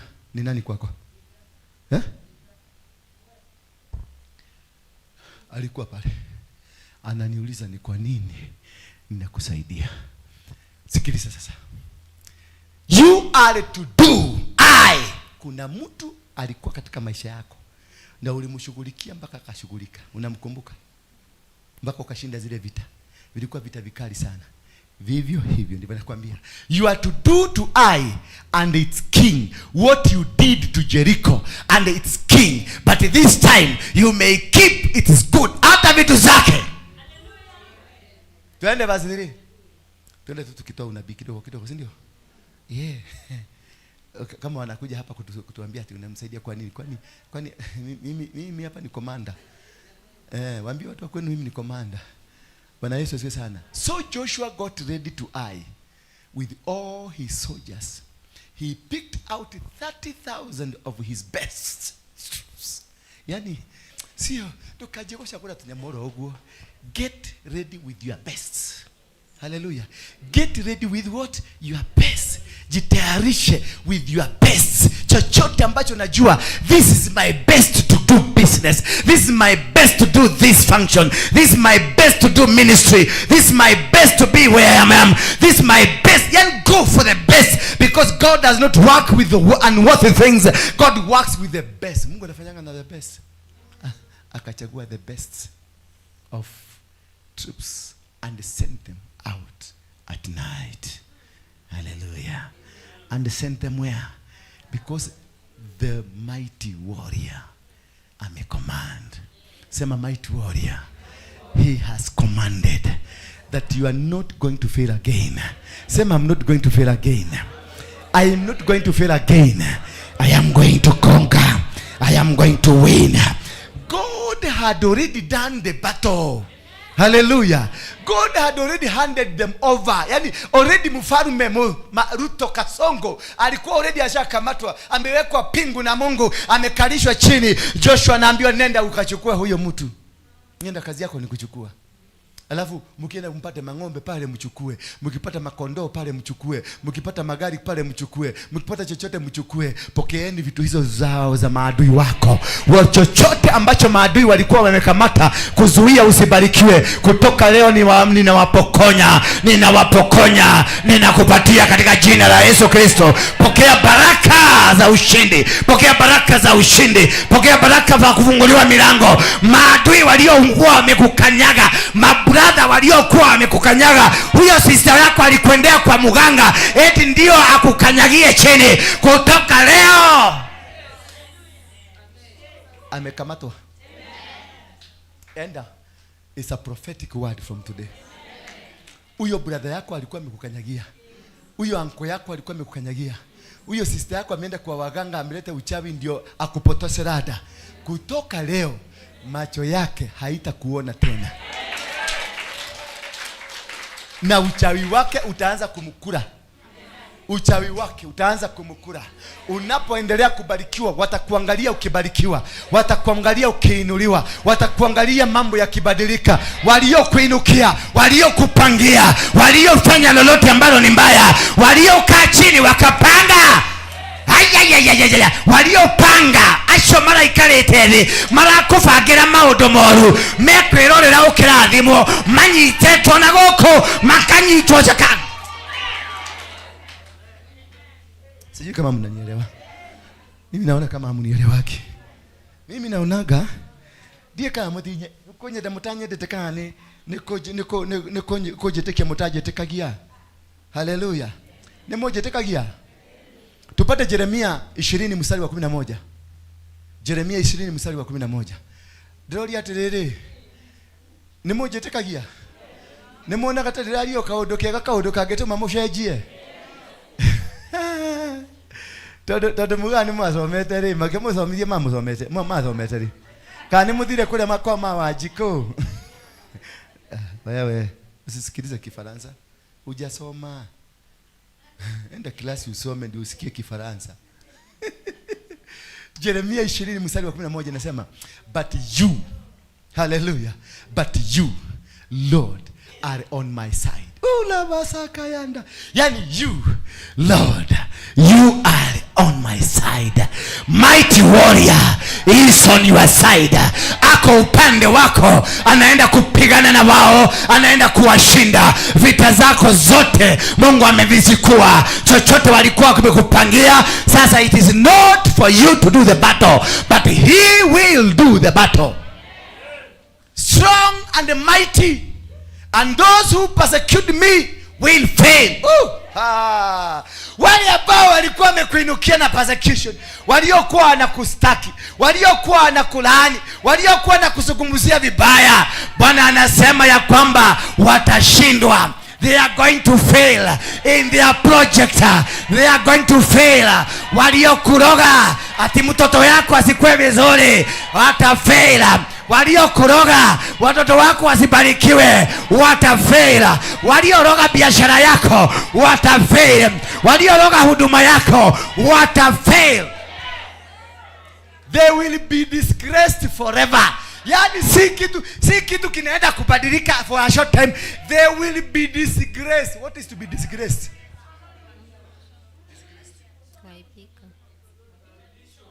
Yeah? Wataibika milele. Watahaibika milele. Sio ati ni wiki moja, sio miezi miwili, sio mwaka huu tu. Watahaibika milele. Watakuangalia ukibarikiwa, watakuangalia ukiinuliwa. Milango yako imefunguliwa sasa. Milango imefunguliwa, maana the mighty warrior, the mighty warrior, they will be disgraced forever. Because they cannot succeed. Hawatafaulu. Sijui unanielewa namna gani? Nataka nikwambie matiko faulu. Their disgrace will never be forgotten. Adwasho mare gwekeraga kirema. Their disgrace haitasawaulika. Wamewekwa kikirema hapa. Mahali popote utakuwa ukienda, utakuwa ukijua yule ndiye aliyekuwa ananitendea, yule ndiye aliyekuwa amempangia. Ndio yanakuwa amepanga maovu kunihusu, but from today wao watasambaratika na great disgrace yao. Milele na milele wataishi kuaibika. Milele na milele wataishi kuaibika. Watakuwa wakikuona ukibarikiwa, watakuwa wakikuona ukiinuliwa, watakuona ukiendesha magari, watakuona ukifanya biashara, watakuona ukifanya kazi, watakuona ukiwa husband, watakuona ukiwa wife, watakuona ukiwa minister, watakuona ukiwa apostle. Ministry itafaulu. Na imeanza. Yes, utasikia ripoti. Leo usiku utasikia ripoti venye Mungu amewashughulikia. Verse 12. Sasa wacha nikwambie, tumeingia phase nyingine. The prophetic with urgency. The prophetic with what? Urgency, maana tumechelewa kidogo. Sasa Mungu aliniambia sasa ni kwenda kaede. Ni prophetic with urgency. Whatever we say here, immediately inaanza kufanyika mara moja. But Almighty Lord, you test people justly. You know what is in their hearts and minds. So let me see you take revenge on my enemies, for I have placed my cause in your hands.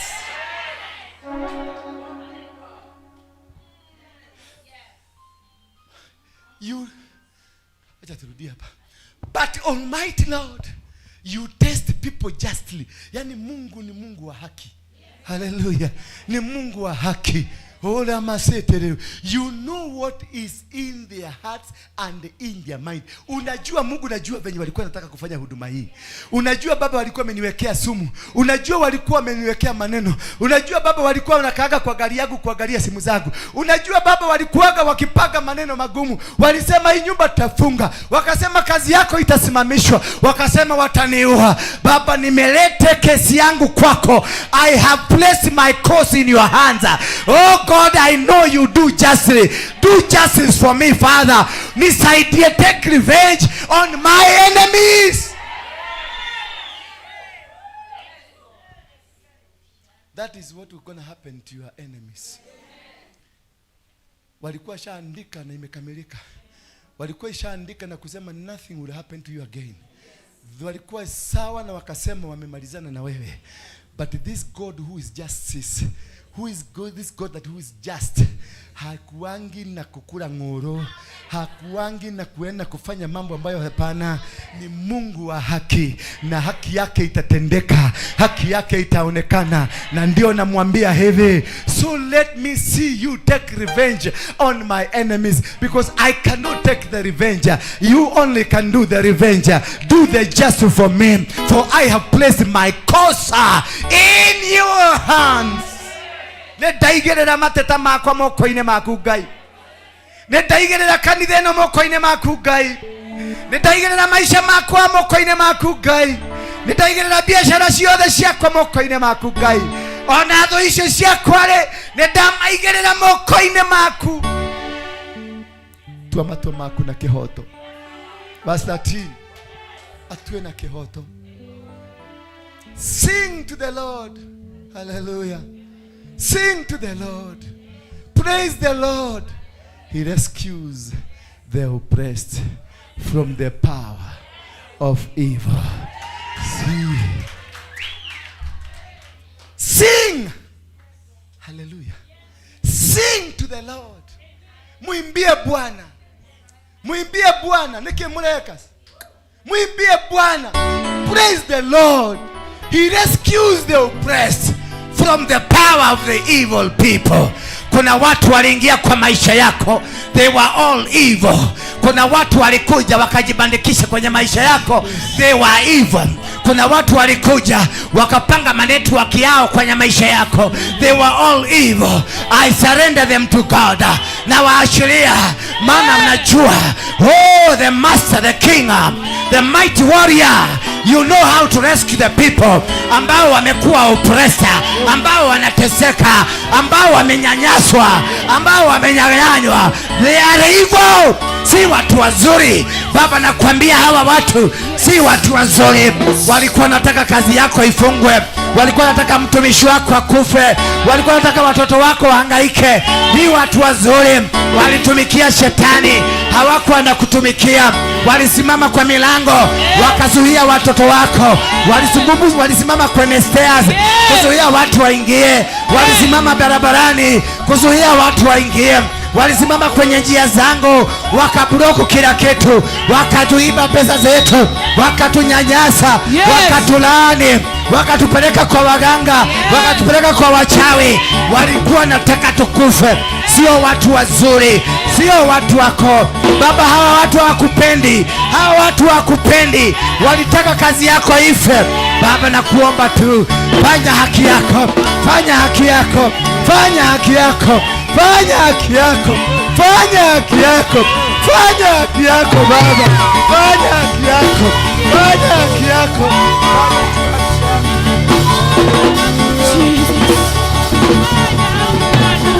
Fanya haki Yesu, fanya haki.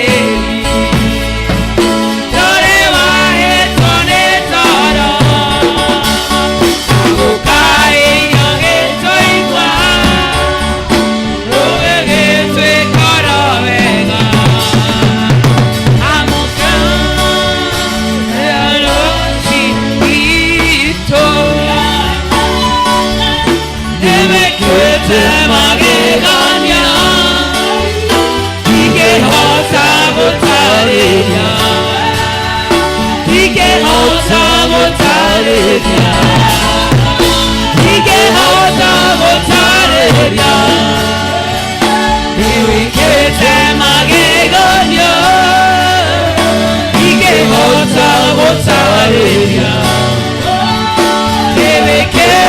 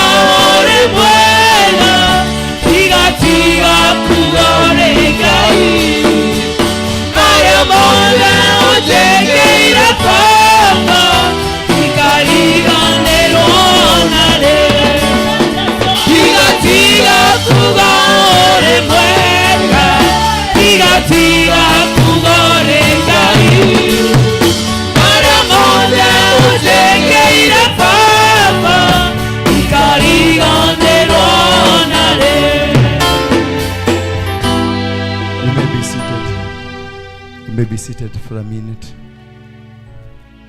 I hear the voice telling me, I want to make a covenant with my daughters and my sons, that I may be the mighty king, the mighty warrior in their lives. That they have been fought. Bwana anasema watoto wangu wamepigwa, wamejeruhiwa. Nimekuja kuwainua, nimekuja kuwabariki, nimekuja kuwashindania. Eti kutoka leo kuna kitu kipya kitatendeka. Kuna miujiza itafanyika. Vitu ambavyo ulikuwa umenyang'anywa vitaregeshwa. Biashara ambayo ulikuwa umenyang'anywa itarudishwa. Huduma yako itarudishwa. Huduma hii itainuka na Mungu ameanza kuitetea tena. Na amesimama katikati ya maisha yako. Anasema kuwa tayari sasa, nenda, niko pamoja na wewe.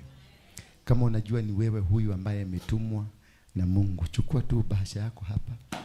Utaleta siku ya Jumapili a covenant to allow the mighty warrior be in your life. Chukua bahasha hapa. It is not for everybody. If you feel you want that line of Joshua, or the line of Twenizi, chukua weka huko. Chukua kwa mwenye madhabahu. Maana umeinua madhabahu kutoka kwa madhabahu. Let the Lord do your battle now. Let the Lord do your battle now. Mungu na ahusike kwenye vita zako. Mungu na ahusike kwenye vita zako. Toeni zote hizi. Toa. Hiyo weka kando. Tajigere kando. Notio na igadera kando. No. Jigera kando.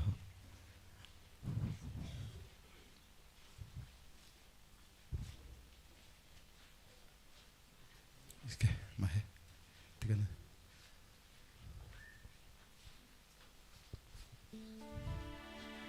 Ate Jehova arauga nĩngũkũrũĩrĩra mbara ciaku. Nĩmarakũnyũrũrĩtie na magakũrũa nawe. Na magakũnyarira na magakũhũthia. Na magagũtua ndũrĩ kĩene. Ũmũthĩ ũyũ nĩũkũgĩa kĩene. Ũmũthĩ ũyũ nĩmekũmenya nĩ ũrĩ Ngai. Ũmũthĩ ũyũ nĩmekũmenya nĩ ũrĩ Ngai mũtũra muoyo.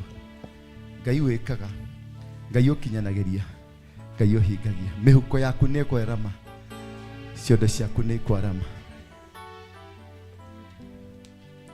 Arĩa magutunyire mahiũ maku, arĩa magutunyire kĩhiko gĩaku, arĩa magutunyire wĩra waku, arĩa magutunyire huduma yaku, ũmũthĩ ũyũ nĩmekũmenya nĩ kũrĩ Ngai matu-inĩ.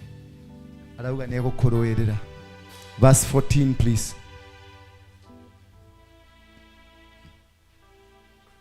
Curse the day I was born.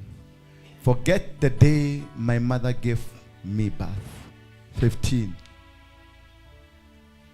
Curse one who made my father glad by bringing him the news.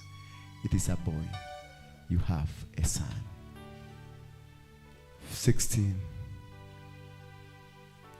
May he be like those cities that the Lord destroyed without mercy. Whoever that rose against you, whoever that planned anything against you, may he be like those, may he be destroyed by like the cities that the Lord destroyed without mercy. May he hear cries of pain in the morning and the battle of alarm at noon. May they suffer. May they feel it. The pain that you have felt, may they feel it. God bless you.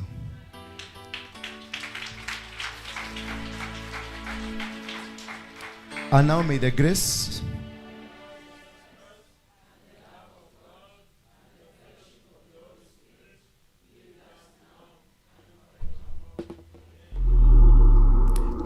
tell your neighbor, count your blessings from today.